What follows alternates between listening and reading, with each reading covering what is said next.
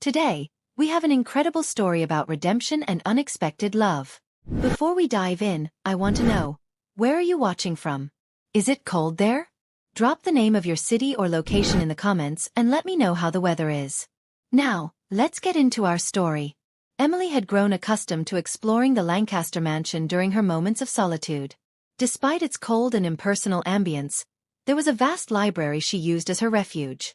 On a particularly cloudy day, as she searched for something to distract her mind, she came across a locked drawer in the desk. Curiosity overtook her, but the thought of invading Damien's privacy seemed risky. That same night, after a heated argument about Emily's obligations in their marriage, Damien abruptly left for a meeting.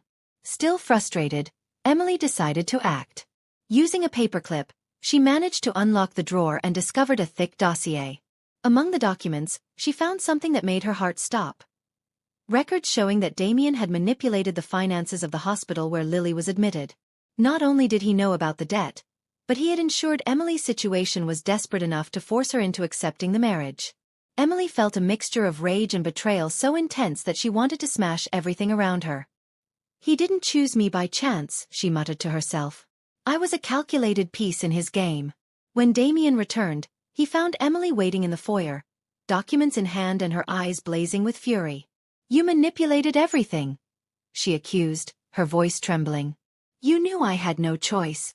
Damien maintained his composure, but there was a faint tremor in his expression. "I did what was necessary." "Necessary?" Emily shouted, stepping closer to him. "You didn't just deceive me. You used my sister's life as a bargaining chip." Damien tried to justify his actions, but the conviction in his voice seemed to crumble with every word. "I needed someone who would accept the contract without asking questions. It was business, Emily. Nothing personal." Emily laughed bitterly. "Nothing personal? My life became a living hell because of you, and you call that nothing personal?" For the first time, Damien appeared vulnerable. "I never wanted to hurt you." His voice was low, almost inaudible, but Emily wasn't ready to listen. "I don't care what you wanted or didn't want," she shot back. "You're a monster." The impact of Emily's words was greater than she had anticipated.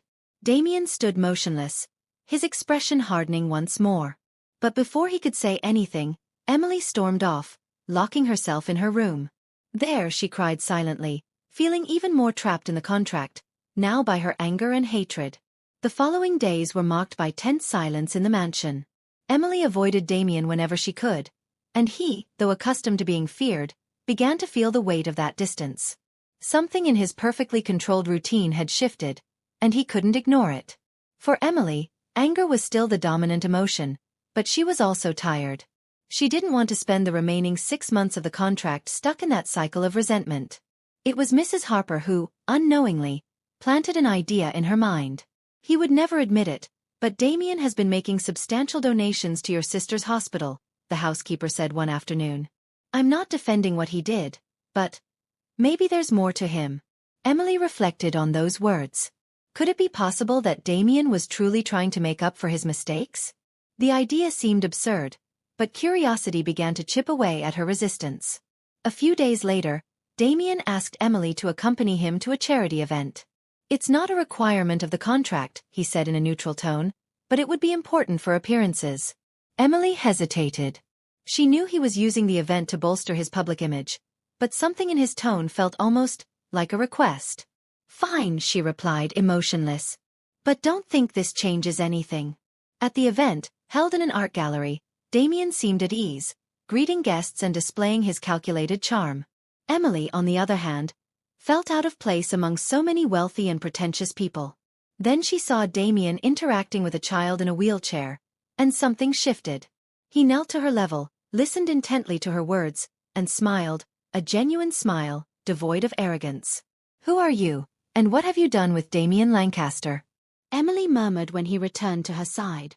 Damien chuckled, a rare sound. "I'm multifaceted," he said, teasing, though there was sincerity in his eyes.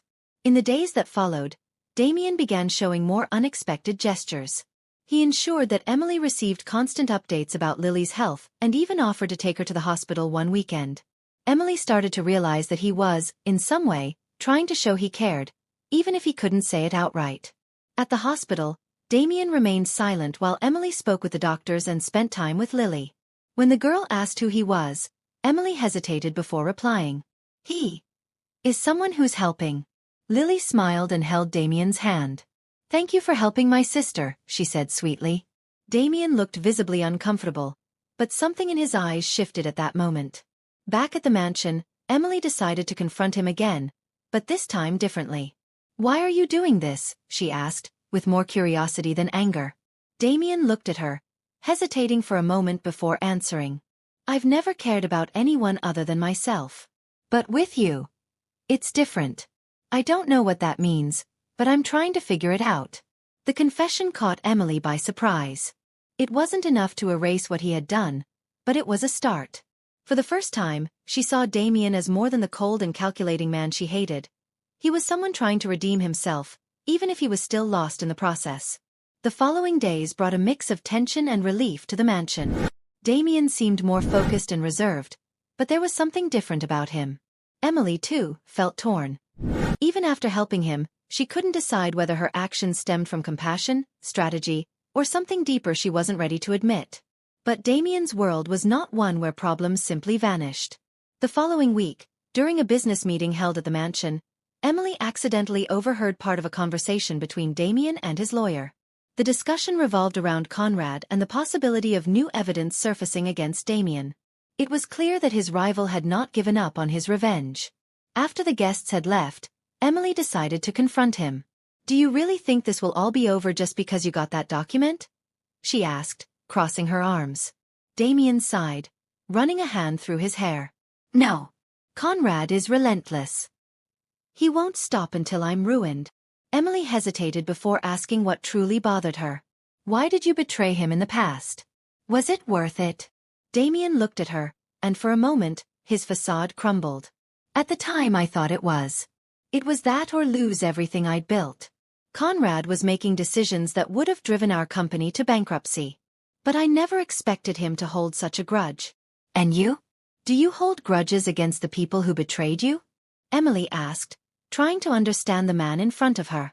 I do, Damien admitted, his tone bitter. But that's not what defines me. The words hung in the air between them, but for the first time, Emily saw more than just the cold exterior Damien usually displayed.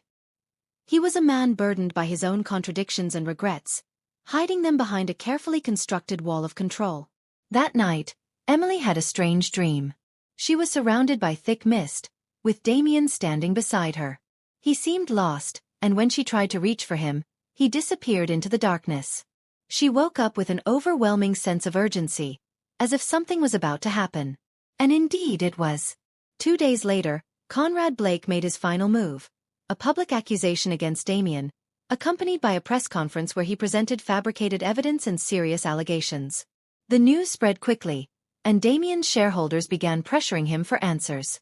Emily watched everything from the sidelines, but she knew she couldn't remain neutral. Once again, she found herself entangled in Damien's web, not just because she lived under the same roof, but because something inside her believed he still had a chance at redemption.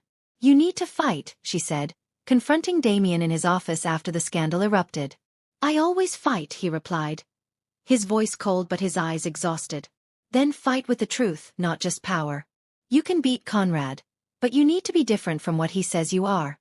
Damien remained silent, as if weighing her words.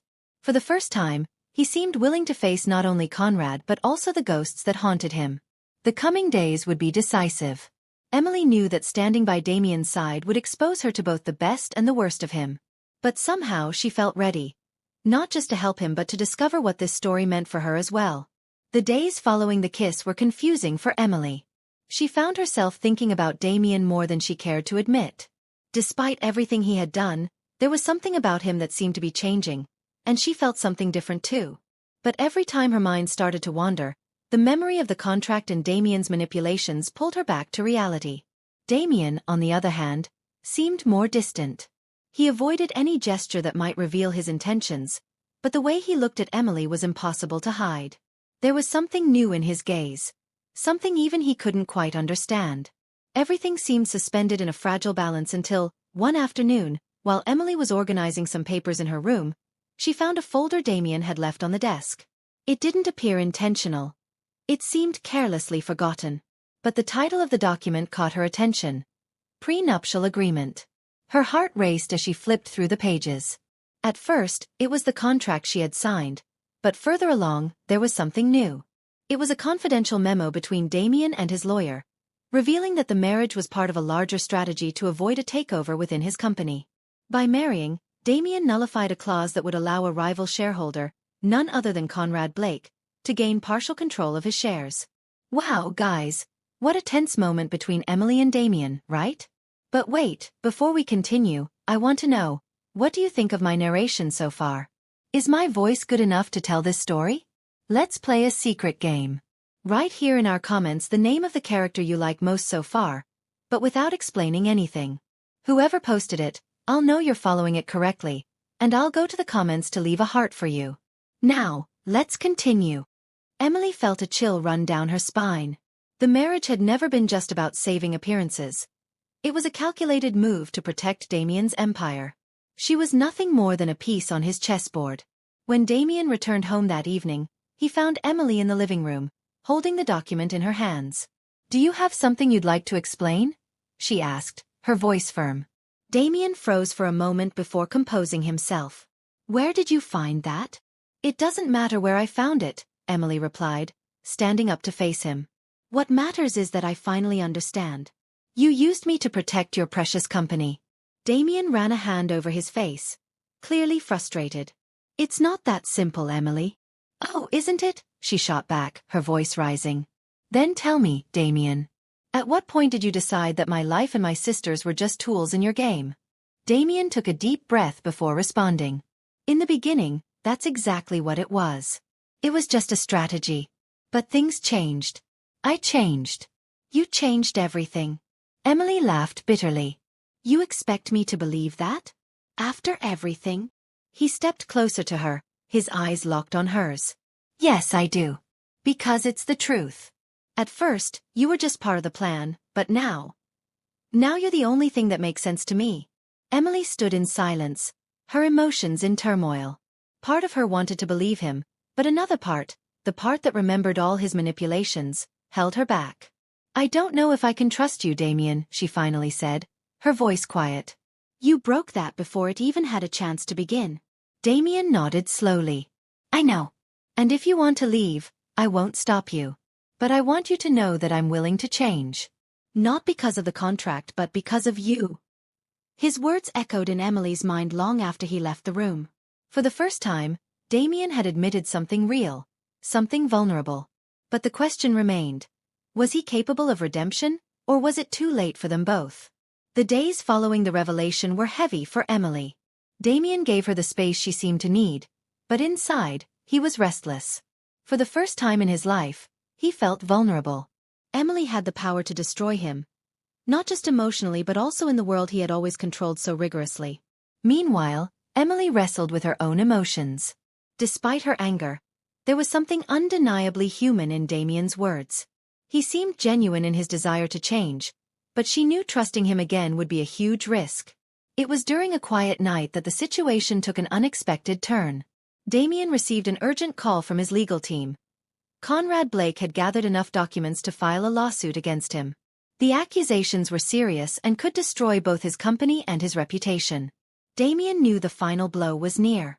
He spent the night analyzing his options, but the only solution seemed to be a sacrifice he had never considered before: relinquishing control of the company he had built.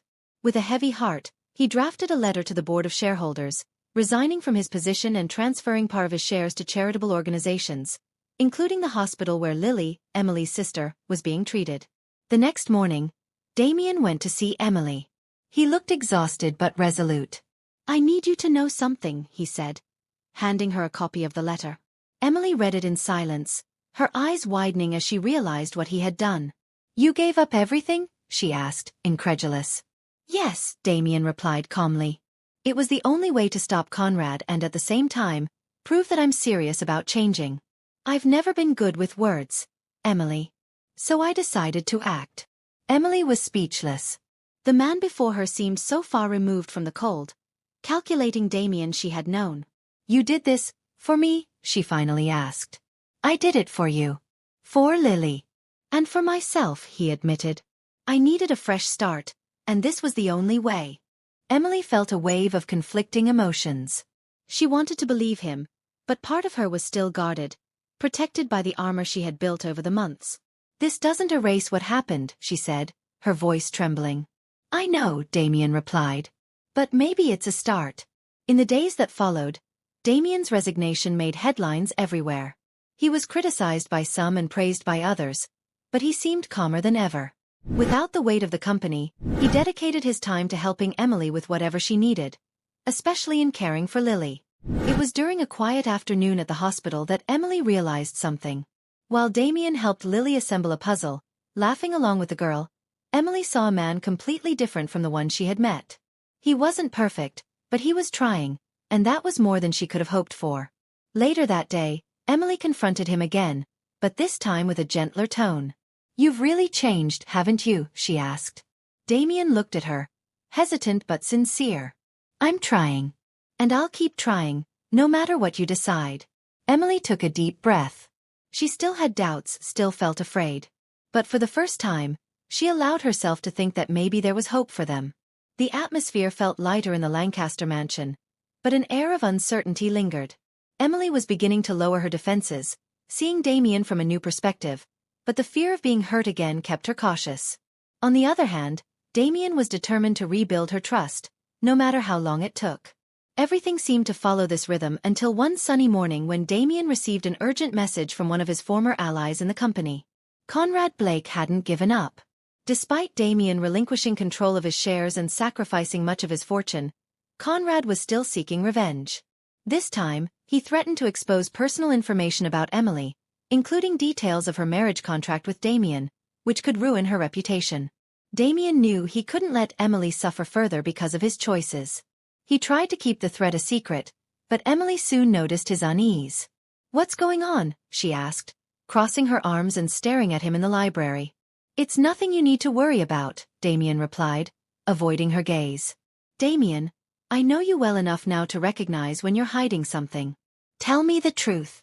Reluctantly, Damien told her everything. At first, Emily was furious. So, even after everything you've done, there are still consequences that will fall on me? Damien nodded, guilt evident in his eyes. I won't let that happen, Emily. I promise. Determined to protect Emily, Damien arranged a meeting with Conrad at a neutral location. He knew he was stepping into dangerous territory but felt he had no other choice. Before leaving, Damien found Emily in the mansion's garden. I just want you to know that if something goes wrong, everything I've done so far has been for you. For the first time in my life, I truly cared about someone. Emily, surprised by the sincerity of his words, held his hand for a brief moment. I don't need you to sacrifice yourself for me, Damien. But I do, he replied before walking away. The meeting with Conrad was tense. Conrad made it clear that unless Damien did exactly what he wanted, handing over the last of his shares and completely withdrawing from the market, Emily's details would be exposed. Damien knew that giving in would mean letting go of what little remained of his career, but for the first time, that didn't seem to matter. Do what you want to me, but leave Emily out of this, Damien said firmly. Conrad smirked cruelly. That's exactly why I'll use her, Damien. You finally have something to lose. Before the situation could escalate, Damien was shocked to see Emily walk into the room. What are you doing here? He asked, alarmed.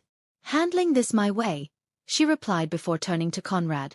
Using her intelligence and the information she had gathered about Conrad, Emily exposed his hypocrisy and corrupt practices. Within minutes, she turned the tables, leaving Conrad with no options but to back down. Damien watched in silence, both impressed and relieved. When it was over, they returned to the mansion together. On the way back, the silence between them was comfortable, laden with unspoken meaning. When they arrived, Damien finally broke the silence. You didn't have to do that. Yes, I did, Emily replied, looking directly at him. Because despite everything, you proved you were willing to sacrifice everything for me. Maybe it's time I take a risk too. Damien didn't respond with words. Instead, he pulled her into an embrace, the kind of gesture that would have seemed impossible just a few months earlier. For the first time, Emily felt she was exactly where she was meant to be. The following months were marked by rebuilding. Damien began a new life away from the corporate world, and Emily helped him find a different, more human purpose. Lily finally recovered and was discharged from the hospital, and the relationship between Damien and Emily blossomed, built on trust and understanding. In the end, what began as a cold transaction turned into a story of redemption, sacrifice, and, ultimately, love. So, what would you do in the place of the characters in this story? Do you think you would make the same decisions? I want to know what you would do in Emily or Damien's place. Write here in the comments what you think about the outcome of the story. Oh, and don't forget to press the red subscribe button, huh? Take the opportunity to activate the bell, because this way YouTube will notify you every time I come here to read and respond to your comments. I'm waiting for your opinions.